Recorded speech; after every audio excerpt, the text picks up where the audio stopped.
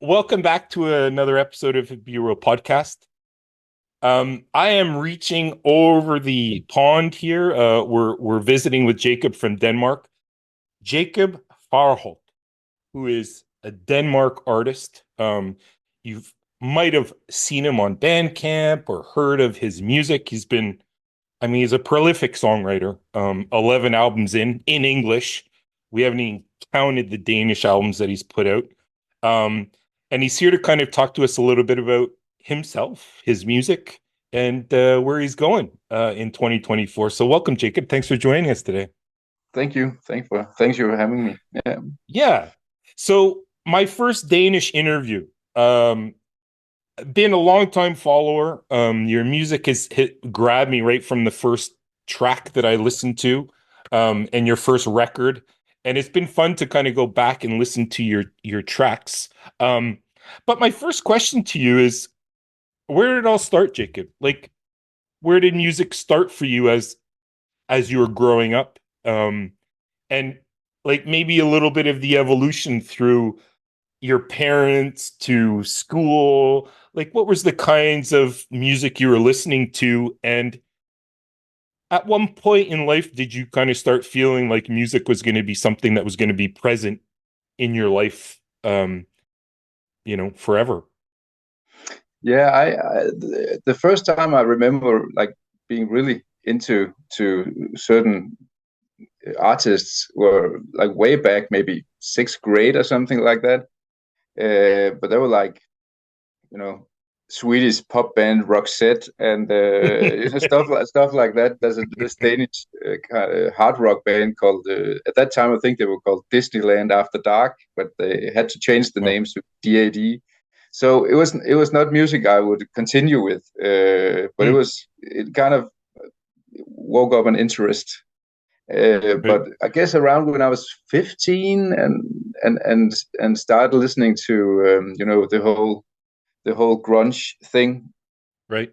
Right. but also especially the Smashing Pumpkins' "Siamese Dream," which I guess is not maybe not a grunge album, but around the same time, that Mm-hmm.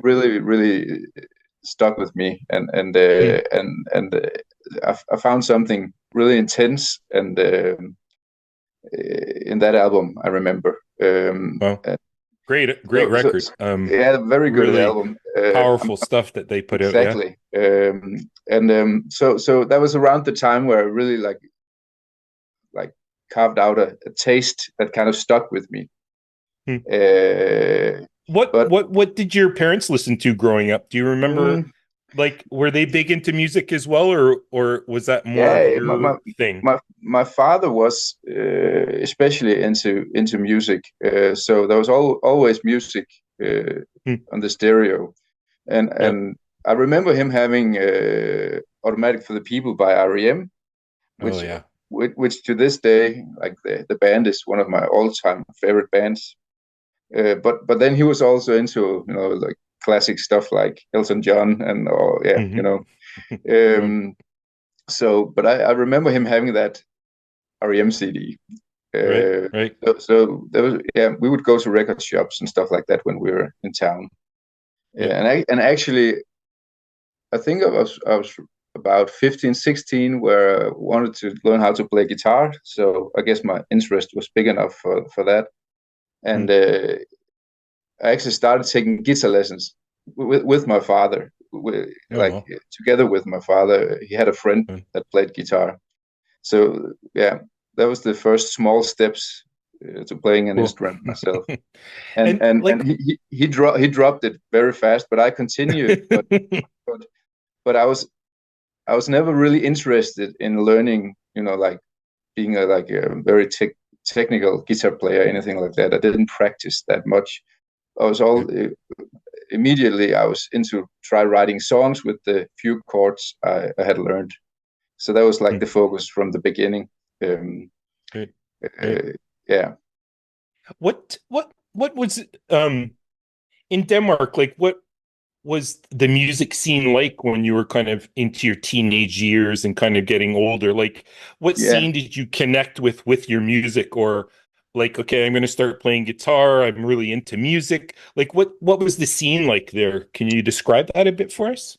Yeah, around that time there were some pretty cool like bands that were kind of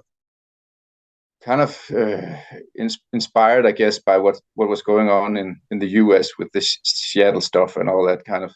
Also inspired by, I guess, Radiohead and stuff like that. There was this band called Kashmir. I Mhm. really liked them, but they were not like I don't consider them an inspiration for my own stuff. I guess it was a bit too technical and produced maybe, but very good songs. But there was this other act called Psyched Up Janis. I really liked them. They were more like also inspired by more like noise rock, maybe Dinosaur Jr. and all that kind of stuff. And they're very cool and a bit more what can I say, unpolished or something like that.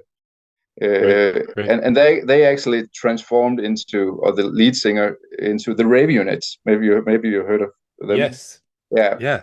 Cool. So he made a lot of albums as the Rave Units. Yeah.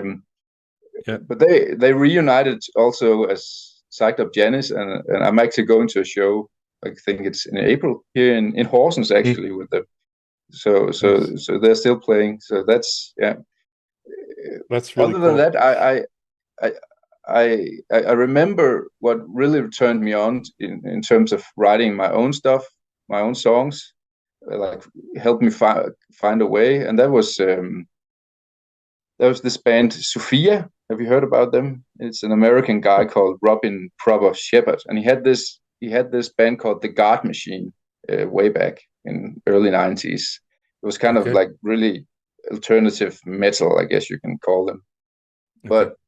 But but they stopped, as far as I know, because their bass player died of Mm, cancer, I think, very mm, tragically. And then he returned, Robin Proper Shepherd, with this project called Sophia, and they came to Aarhus, the second biggest town in Denmark, and I lived nearby. And mhm, when I saw him play, I was just totally blown away because mm. it was in 1996, I think. So the other stuff that was in my life was, Nirvana, Smashing Pumpkins, Soundgarden, Alice in Chains, all that stuff. But this was just a guy with an acoustic guitar and very simple chords and melodies, and it was just very emotional and very, Yeah. very naked. And I was just, Yeah. when I saw that show, I was like, it really touched me, and I was like, okay, I can do something like this, with Hmm. with what I've learned on a guitar, and kind of like it Sure. really spoke to me and carved out a path for me, and I guess Wow. other relatable acts to that are like Songs So Higher and Yeah. yeah, Yeah. all that kind of like lo-fi, Yeah. very I very mean, emotional stuff. Yeah. you're awfully often compared to Daniel Johnston as songwriter.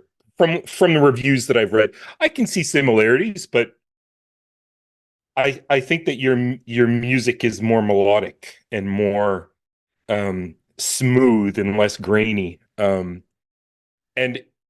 it's vulnerable music. And I kind of wanted to talk about that. Your writing, your songwriting process, and what you write.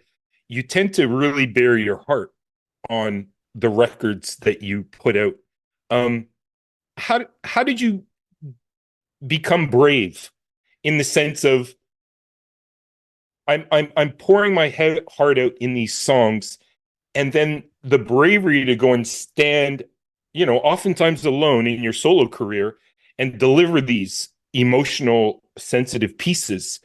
Like, how did you navigate that? Was that difficult to start like putting yourself out there with your music when you first were starting to do performances under your name?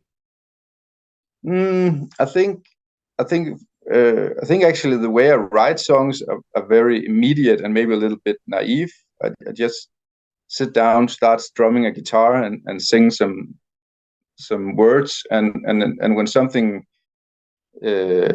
strikes me as good enough, I write it down, and then it kind of evolves into a song. And often it doesn't take that long. I mean, funny enough, a lot of my songs, since I've got kids, are written at work in my breaks.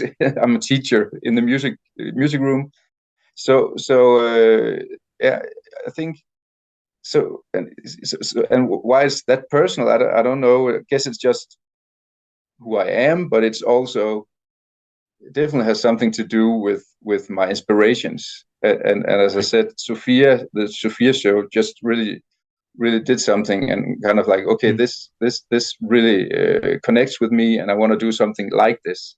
Right. And later on, I discovered a lot of other bands, like, like Songs of Hire, Elliott Smith, all those, Red House, the whole slowcore thing, Red House Right. Right. Painters, Low, and so I think it's a combination of just who I am, and what I'm capable to do with what I've learned, and then my inspirations.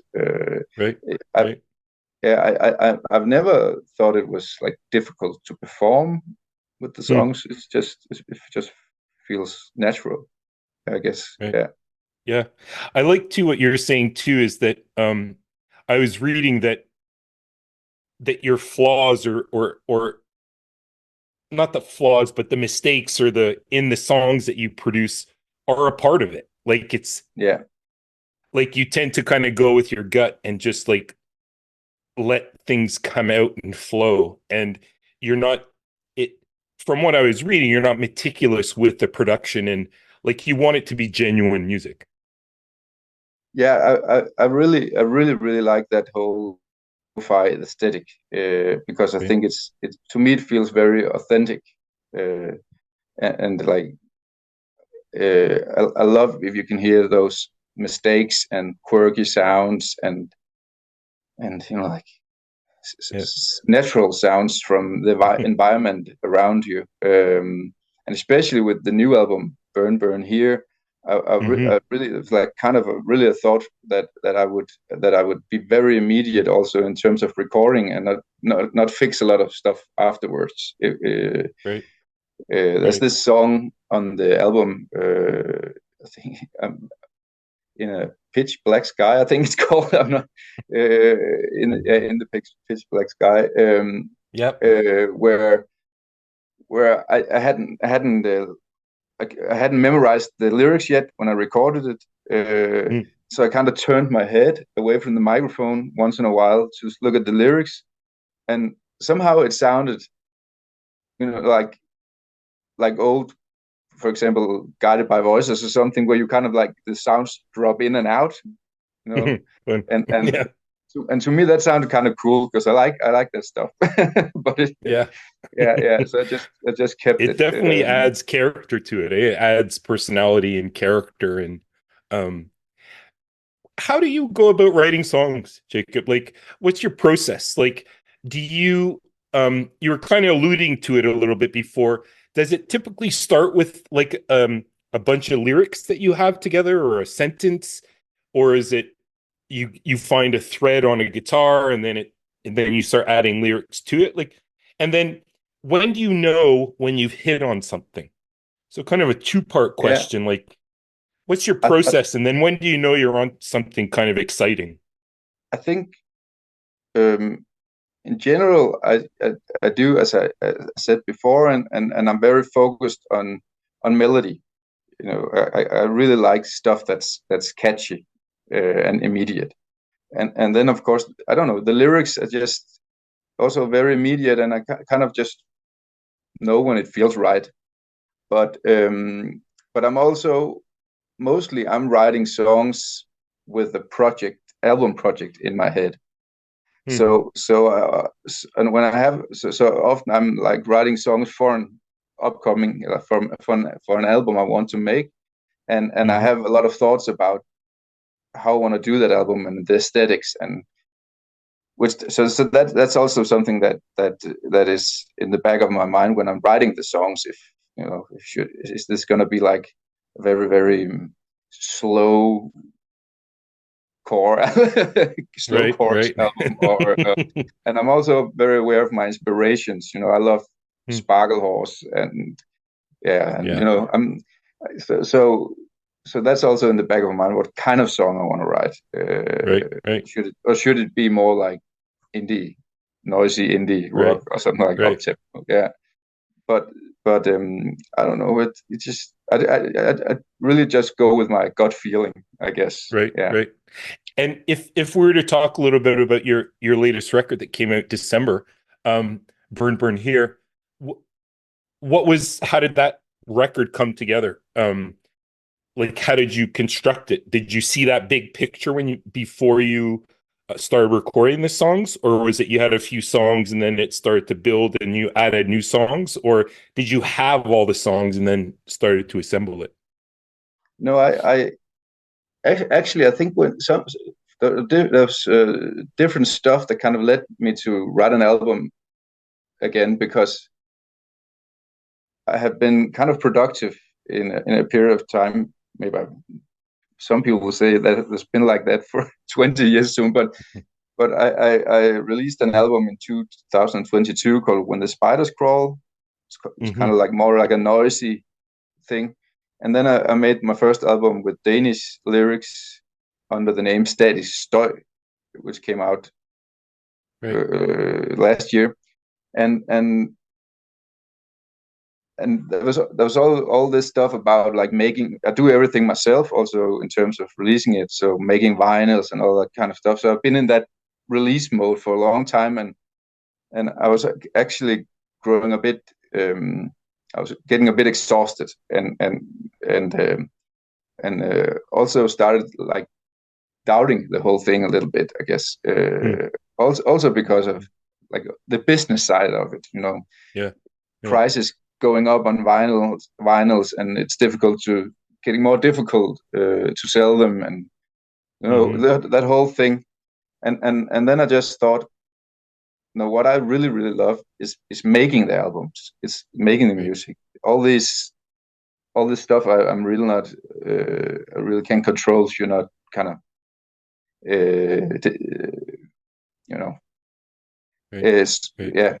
So out of that I was just like, I'm gonna make a new album, I'm gonna do what I love. I'm not gonna spend my time worrying about selling albums or making expensive vinyl releases and stuff like that. So I just started writing a new album, got into that whole Mm. creative thing again, and Yeah. and just to jump in the story. That's also why I only released it on a limited amount of CDs, which Yeah. I kind of like hand assembled and Okay. numbered, and I didn't. There was no singles. Just like very Right. fast processed the whole thing, and it just felt really Right. good. And the other thing, in terms of the aesthetics of the album, I kind of went back to what I did maybe with my like some of the very early stuff, singing in this very um, very creaky voice, and kind of like very some songs are very slow. Hmm. And that was also an inspiration because I guess Sparkle Horse was also an inspiration for that. Right. Uh, that project has often been an inspiration for me, but in 2023 this album came out that was never That's right. released, and that That's right. that really also inspired me to start writing this album. And I guess Yeah. writing these kind of slow, I wanted to write these very slow songs, a little bit reminiscent of what he was doing Yeah. also. Yeah, Absolutely. I see the connection for sure. yeah. So that's Yeah, the sparseness and the kind of the yeah, mystery a little bit behind it, yeah. you know? So I guess a combination of being really inspired by finally getting to hear this lost album, and Right. also being kind of frustrated with uh, the like processes of releasing singles and vinyls and Yeah. trying to sell all this Yeah. physical stuff, Yeah. and trying to get the whole side of it, Yeah. which Well, has, I mean, you aren't held hostage for finances for your music, right? Like yeah. you're a teacher, or you're in academics. I'm a like school teacher, a second grade teacher actually, from yeah. Amazing. Yeah. Amazing. I'm a teacher living in a Yeah. relatively small town with my family, and then I do Right. these records in the basement. I know. But And 11 records though, Jacob. I mean, it's unbelievable the production that you do and the dedication. This has been since 1998 that you've been putting releases out. And you've put one out like pretty systematically over the years.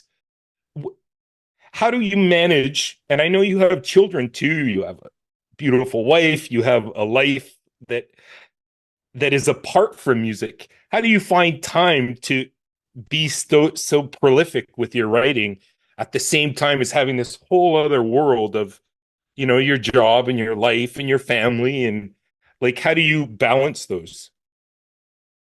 I guess it's just I've come to think of music in recent years as my big hobby, and I'm actually grateful to have an like a steady job now, Yeah, and and an income, and I'm happy that I'm able to pay for doing my music through my yeah, job, and yeah, so that's amazing. so I'm not in that mindset that I have to earn a lot of money or something like on doing my Right. music. I'm just happy if small list just like goes around Yeah, financially. yeah, Um, yeah, yeah, so yeah, that's a part of it, but yeah, I just keep doing it because it just gives me like good thoughts. Like something good and creative to think about, and I'm getting excited when I'm in that kind of world of making music and building these small right. worlds, albums.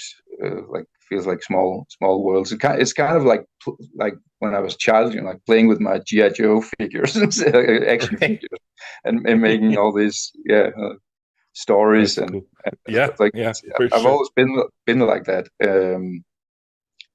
So it just comes natural, I guess, Yeah. and It's something makes you kind of need to do. Like, it's something that yeah, is a yeah, part I of guess your so. fabric now, eh? Like, I guess after so all these because years. but of course when you have a family. I have a family now, and small children take up a lot of your time. Yeah. So I guess for since two yeah actually since my daughter was born, most of the songs I've written are written in my breaks at work.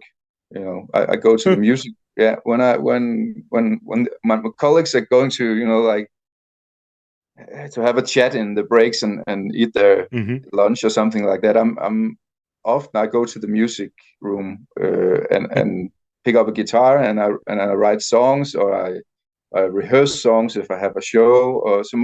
much of that is going on there, and then I record in my basement studio at home when the kids are Nice. asleep or if I have a weekend on my own or something like that. Right. But yeah, Trying to find the I have been doing albums outside of my own studio, and the reason I mentioned that is because actually that's actually a little bit of a Canadian connection there, Hmm, cool. because I did this album in 2000, came out in 2019, and it was recorded in this trailer studio with some musicians. I had this idea of that I wanted to try to record more or less live with musicians, Yep. and it was mixed, the album, by Andy McGuffin, if you know about him. He's a Yes. Canadian Very cool. producer. Yeah, he did Yeah. some Lake Swimmers Yeah. albums. Yeah, Yeah. and What also what what record was that, La Jacob? Violette. What? Yes. What was that Yeah, record that you it was recorded? called. It's called Shake Off the Fear, and Right. and and it was mixed and mastered by Andy McGuffin. And I reached out to him because I love those early Great Lakes Swimmers albums, and also Yes. Richard Laviolette, that album called All His Raw Materials, I think. Yes. It's a beautiful album. Well, Yeah. yeah, I talked with Great Lake swimmers, and Yeah, no, I I mean, listened to that. that first record that they recorded in the silo, Yeah, like, it's amazing. Yeah, ah, it the just sounds crickets amazing. and the sounds, and like it's just like I love that kind of stuff too. Yeah, I exactly. appreciate it. Really cool. Well, Jacob, I want to thank you first off for hopping on here. I know it's a little bit later on in your neck of the woods and kids and family and all that. I'm sure you're ready to go have a nap soon. No, it's But nice. It's nice to talk tell about me, music. yeah, oh, I love it. I love it. I loved your stories, and I like this timeline that you've kind of painted for us around your music. Um, what's coming down for 2024? Like, what do you hope for your music in this, beginning, this 2024 year? So far, I'm gonna play some shows. Um, Cool. yeah, I'm supporting this band called Times Bold next weekend. Have you ever heard about this? This is a band No. from New York, I think, Okay. and they haven't made an album for 18 years. But I remember they released, I think, the debut in 2005 or something like that. It's very what do you say, like reminiscent. Yeah, it kind of Yeah. sounds Yeah. uh, like early Will Oldham Palace, Bon Prince Billy stuff. Yeah. So yeah, I'm looking forward to both hearing them and play before them next Saturday. And yeah, Well, so just play some shows hopefully. And I have started writing some new songs, and I'm thinking about making an album that's a little bit like a collage or something like that, where songs are yeah. recorded different places. Yeah, Oh, fun. I have this That's a friend cool idea. called yeah, I think that could be cool. I just read the Guided by Voices biography and got little bit inspired by Cool. what I read about how Robert Pollard did the albums in the 80s and stuff like that as Right. collages. Yeah, and I have this friend called Klaus Fröhlich who is in this. He has this um, lo-fi pop band called Love Bunny, Okay. and he has a studio. So I talked a little bit about him. If maybe I could go there at some point and record some songs. He's also a visual artist, and Hmm. he actually made some videos for half Japanese Jet Fair. Yeah, Yeah. some Yeah.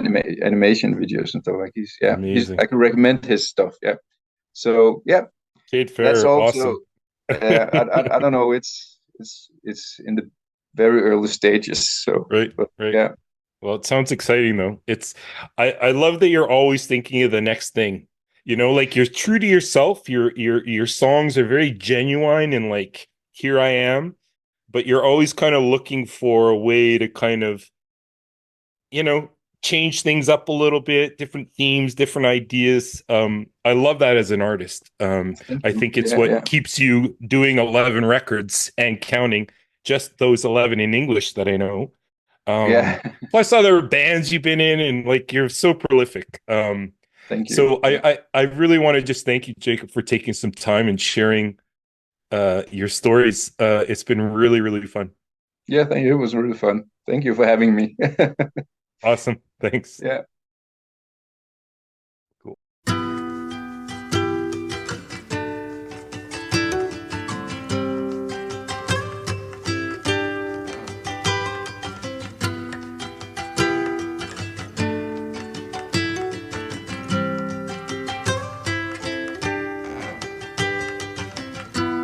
If you're happy with your life, I'm happy with my life. Dancing all night, that look in your eyes, it makes me wonder why your dress is shining. It must be the light, the fading light. We danced all night, we danced all night, we danced all night in the fading light. We danced all night, we danced all night, we danced all night in the fading light. If you're happy with your life, I'm happy with my life, drinking all night.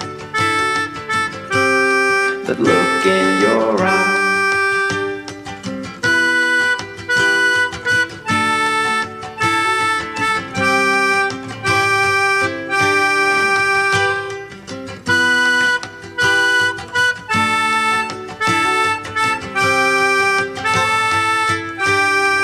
drank all night, we drank all night, we drank all night in the fading light.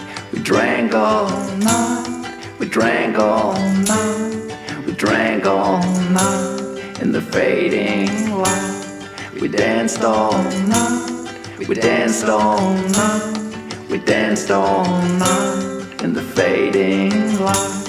We danced all night, we danced all night, we danced all night in the fading light.